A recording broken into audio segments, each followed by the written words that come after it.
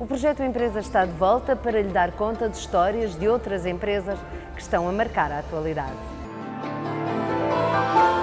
Num ano marcado pela forte crise na Europa e em Portugal, o Festival do Rock in Rio vive a 5ª edição em Lisboa, com 5 dias de concertos. Vai ser uma cidade onde 100 mil pessoas, 90 mil pessoas por dia vão estar... A moeda é alegria e o que a gente vende aqui é esperança, é motivação. Eu acho que falta um pouco isso na Europa. Desculpe, senhora Merkel, mas agora é hora de rock and roll. O mundo vive dificuldades económicas, mas tal não significou cortes no investimento. Foram 25 milhões de euros, tal como nos outros anos. A gente investiu mais em atividades, mais num cartaz para ter um Rock in Rio ainda mais forte, e essa é a nossa crença. Em tempo de crise, se você freia, é precipício, é apontar para desgraça. Para apontar rumo ao sucesso, a organização do Rock in Rio apostou não só no cartaz de artistas, mas também em dar ao público ofertas para além da música. A oportunidade de viver uma experiência no parque temático com 200 mil metros quadrados do Festival na Bela Vista. Porque a gente tem que estar na opção das pessoas que passam a ser mais seletas. As pessoas não deixam de investir em lazer e cultura, investem menos. E por isso a gente tem que ser melhor e fazer valer cada cêntimo investido no bilhete para ver o evento. O Rock in Rio é um espetáculo também com retorno na economia portuguesa. Que o Rock in Rio tem um impacto de cerca de 63 milhões de euros na economia. Isso os impactos imediatos do evento, sem entrar no detalhe do senhor que vende mais refeições porque tem mais público em Lisboa circulando. Não ceder à crise é a mensagem deixada pelos organizadores do Rock in Rio. Isso vê-se nas apostas pensadas. Em Portugal conta com 5 edições, mas o evento tem 27 anos de história. Olha, hoje o nosso desafio com a marca Rock in Rio é construir a maior marca de música do mundo. Isso significa que a gente quer que o Rock in Rio esteja presente como evento em 6 países. A Argentina é um mercado muito adepto à música, a eventos de música, e é uma aposta de um mercado publicitário forte também, e o governo muito interessado em poder ativar a cidade de Buenos Aires com uma cidade do rock permanente, com entretenimento constante. Mas a nossa aposta é muito maior. A gente está estreando o musical do Rock in Rio em outubro desse ano, que vai fazer a turnê pelo Rio, São Paulo, Lisboa, Madrid e depois Buenos Aires também. A gente lançou a banda desenhada do Rock in Rio, que é uma forma, são vários produtos que a gente está desenvolvendo agora, como também desenvolvendo uma linha de moda, para que a marca possa estar presente na vida das pessoas de uma forma constante e não só quando o evento acontece. Passos sonhados e agora postos em marcha com a entrada do brasileiro Ike Batista na empresa que organiza o evento. O empresário é o 7º homem mais rico do mundo e comprou 50% do Rock in Rio. Porque o que vinha acontecendo, a gente sendo uma pequena empresa, apesar de fazer grandes acontecimentos, era sempre muito difícil, né? Se você ganha numa edição, você investe e vai mais um pouco. Se você não ganha, você espera, tem que esperar. E nesse momento, com um sócio capitalista, você pode fazer um crescimento acertado e planejado. Planear o futuro da marca Rock in Rio de forma sustentada é o objetivo, mas planeado e concretizado está já o evento deste ano em Lisboa, no Parque da Bela Vista, 12 horas de música e entretenimento diárias. A Rima, dona da BlackBerry, está a preparar o despedimento de 2.000 trabalhadores em todo o mundo, o equivalente a 11% da sua força de trabalho. Segundo fontes próximas da empresa canadiana, os despedimentos podem mesmo chegar aos 6.000 colaboradores em todos os setores: marketing, vendas, operações e recursos humanos. A porta-voz da empresa adiantou à Reuters que a administração da RIM tem planos para reduzir os custos operacionais e poupar $1.000 milhões este ano. A acontecer, esta será a segunda grande reestruturação na dona da BlackBerry, que desde 2011 continua a perder terreno para outros telefones igualmente inteligentes, sobretudo para o iPhone. E agora é tempo de ouvir a Carla Alves Ribeiro no consultório empresarial. A OCDE alertou recentemente Portugal para a necessidade de aumentar o esforço de consolidação orçamental. Com a quebra nas receitas fiscais, poderá ser necessário aumentar ainda mais os impostos. Olá, Diogo. Olá, boa tarde. As recomendações da OCDE vão no sentido de mais medidas de austeridade? Sem dúvida. O recente outlook divulgado pela OCDE, se por um lado assinala o esforço de Portugal na consolidação orçamental, a verdade é que deixa um alerta muito sério quanto à necessidade de novas medidas de austeridade, em particular por causa das quebras das receitas fiscais, não é verdade? Mas, tendo em conta que os impostos aumentaram recentemente, como é que se explica esta quebra na receita fiscal? Bom, a verdade é que sabemos que não existe uma relação direta, pelo menos proporcional, entre aumentos de impostos e receitas fiscais. Basta pensar, por exemplo, no caso do IVA, em que tivemos um aumento da taxa e em que tivemos alguns bens e serviços que foram deslocados de taxas mais baixas para a taxa normal, mas em que, como existiu uma retração do consumo, quer por força do próprio aumento do preço dos bens e serviços por causa do aumento do IVA, quer também pela situação de desemprego, de redução de salários, que reduz o poder de compra. Ora, a conjugação de todos estes fatores faz com que, ao se reduzir o consumo, também se reduza a fatura do IVA, mesmo tendo sido aumentada a própria taxa. E, portanto, acaba por ter esta explicação. Mas a quebra não se verificou só no IVA? Não. Efetivamente, nós podemos verificar numa série de impostos. Basta pensarmos no seguinte, no caso do IRS, em que existindo maiores situações de desemprego, portanto, mais pessoas desempregadas, ou, por exemplo, mesmo a própria redução de salários, que se verifica, veja-se o caso da função pública, tudo isso faz com que diminuam os rendimentos das pessoas e, por definição, o próprio IRS também vai diminuir, a própria receita global de IRS. Mas, no caso das empresas, verifica-se o mesmo. Se existe menos atividade económica, existem menos lucros para as empresas, existe menos IRC. Um dos casos mais paradigmáticos em que o aumento do imposto, na verdade, acabou por se traduzir numa redução substancial da receita fiscal, diz respeito ao imposto sobre veículos, em que, embora se tenha aumentado substancialmente esse imposto, a verdade é que as quebras nas compras de automóveis novos foram tão elevadas que a própria receita fiscal acabou por se ressentir. E não podemos também esquecer um outro fator, é que sempre que existem aumentos de impostos, sobretudo quando eles são significativos, aumenta também a evasão fiscal e, portanto, também por aí a receita fiscal acaba por diminuir. Mas acha que será provável um novo aumento de impostos?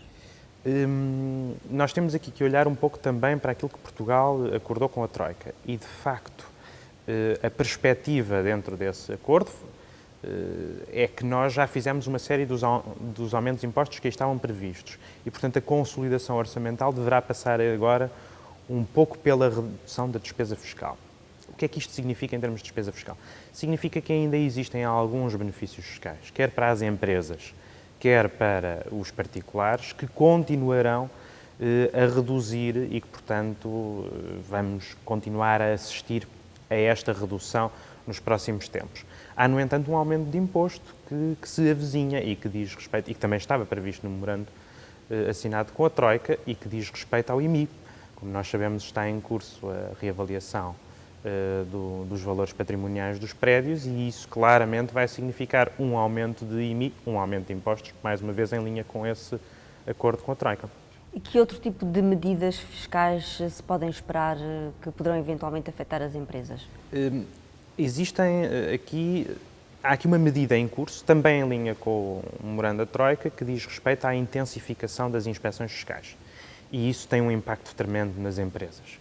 As empresas têm vindo a sentir cada vez mais a pressão do fisco e vão notá-lo cada vez mais nas situações de inspeção. O próprio memorando assinado com a Troika prevê um investimento a nível das equipas que fazem a inspeção fiscal.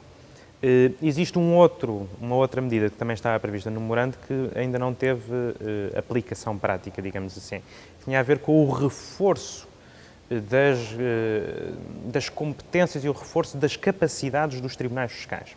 Ora, estranhamente ou não, o Governo ainda não fez esse investimento, porque nós sabemos que muitas vezes as inspeções fiscais e mais inspeções fiscais significam mais pressão e mais impostos, mas nem sempre dentro da fronteira da legalidade.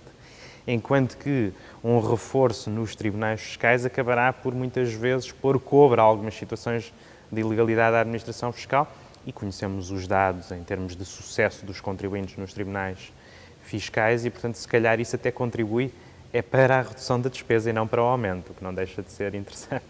Portanto, é de esperar um aumento da pressão fiscal sobre as empresas. Sem dúvida. não só do lado da parte das inspeções fiscais, como também depois em todo o processamento da máquina da administração fiscal, que está muito ágil em disputar os mecanismos de penhora, em promover as vendas dos bens dos contribuintes. E, portanto, cria-se aqui uma pressão muito maior. Aquilo que as empresas vão sentir nos próximos tempos, e isso é inevitável, é em situações em que não estejam em condições de cumprir com as suas obrigações fiscais, a administração fiscal vai ser muito mais rápida, muito menos perdulária, e isso trará, na verdade, para empresas que pontualmente não têm capacidade financeira, mas que são rentáveis e que, de facto, têm, por exemplo, um problema de capacidade de cobrança. Nessas circunstâncias, claramente, estes procedimentos da administração fiscal vão, se calhar, atirar mais empresas para a insolvência, quando, na verdade, deveríamos pensar também na capacidade de manutenção dessas mesmas empresas. Diogo, muito obrigada. Obrigado. Voltamos para a semana. E antes de terminarmos, saiba como se faz.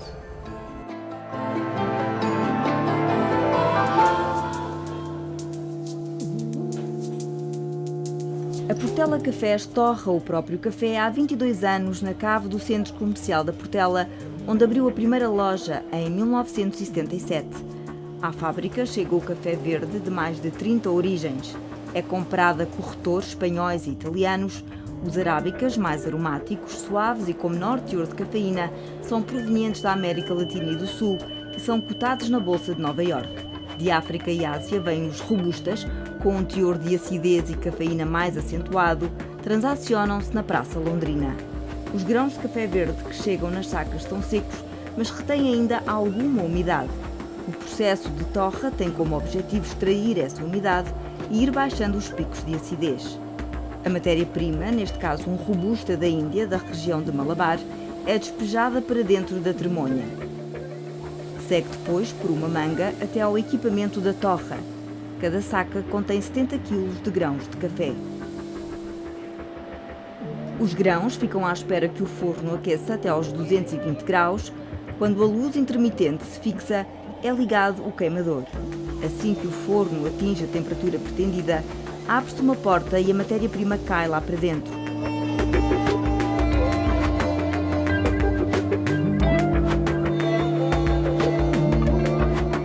Inicia-se a torra, que pode variar entre os 16 e 18 minutos.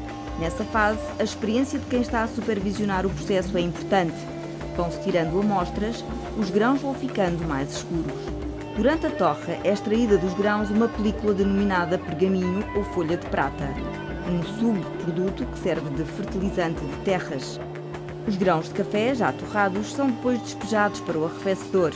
Andam às voltas durante 190 segundos, ou seja, pouco mais de 3 minutos, tempo suficiente para extrair todo o calor do grão. Depois de arrefecida, a matéria-prima passa por um processo denominado separação densimétrica, onde são filtradas as impurezas. É que nas sacas vêm também pedrinhas e até ferro, que misturados com os grãos de café mal se vêem. É uma forma dos produtores acrescentarem peso e fazer os clientes pagar a juta, ou seja, os sacos de serapilheira. Os grãos de café mais leves sobem, as pedrinhas mais pesadas caem para um tabuleiro. Uma vez limpo, o café entra em barricas, onde fica a descansar 72 horas. Durante essa espera, liberta dióxido de carbono.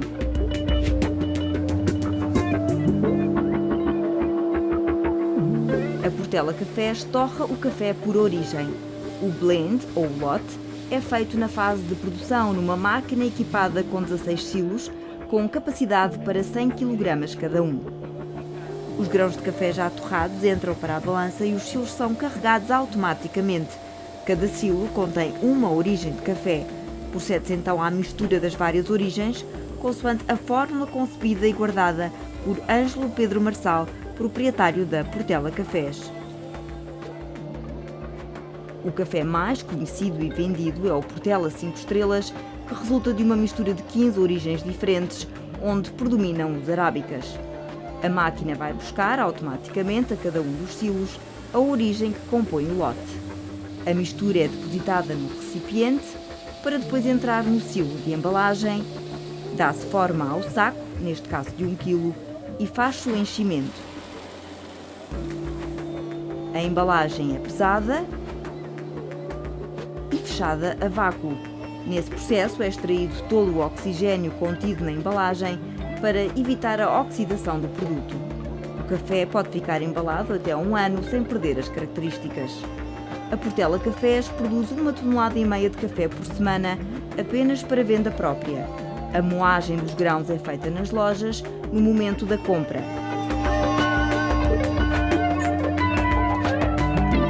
Depois é só saborear.